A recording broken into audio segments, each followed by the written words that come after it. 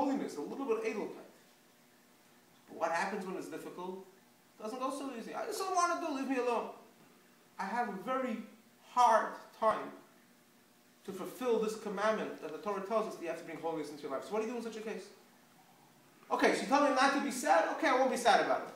But if I'm not going to be sad about it, it's also not going to fix the problem either. So we need a solution. So we're going to begin tonight, the Alter Rebbe discussing a solution based on what it says in the Zohar. The Zohar is from the first works of Kabbalah, mystical works. So it says as follows. This is the advice given in the Holy Zohar.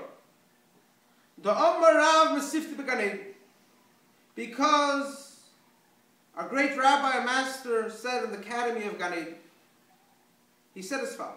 It's in Aramaic, so I'll translate it. A wooden beam which does not catch fire, what do? You have a big beam that doesn't catch fire, what do? Can anyone think of an idea? A beam. You have a beam. You want to make a bonfire. You have a big log, let's say. It's not catching fire. It's small things, to make fire small. So what do? Mevatshim. It should be splinters. Split, yeah, you make it into smaller pieces, then it's going to catch. By breaking it, it's going to catch. Alright? The Zohar is not teaching us how to do fire. It's campfire. That's not what the Zohar is trying to teach us. He's giving an analogy. Break us down. Break us down. What does it mean break us down? We'll see in a second. We're only going to start today. Gufat leisalik b'nahira. You have a body. And the light is not lighting the way it's supposed to. Meaning to say your godly soul is not lit the way it should be. Mevat sheloi, it should be crushed. What does that mean? Before we jump to conclusions. Obviously it does not mean that we crush ourselves. That we crush ourselves, that we crush our self-esteem. That's not what we're discussing here. Judaism doesn't believe in that. Judaism believes you have to have a healthy self-esteem. You have an obligation to make sure that your self-esteem is good. What does that mean? If a person doesn't feel good about themselves, you know what happens?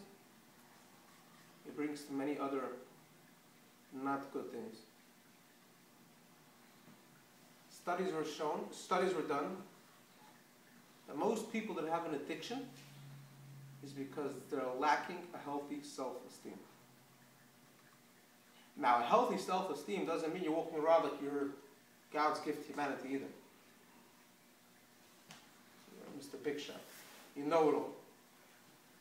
That's not a healthy esteem either. That's the other extreme. And people that have to always be right and show it is because they have deep down, they have something that they're insecure as well. If a person really has a self-esteem, they don't have to prove themselves always right. It doesn't come from extra healthy self-esteem. That's also not healthy self-esteem. A healthy self-esteem is that you know who you are, you know your strong points, you feel good about yourself, but at the same time, when you know you have an issue, you deal with it.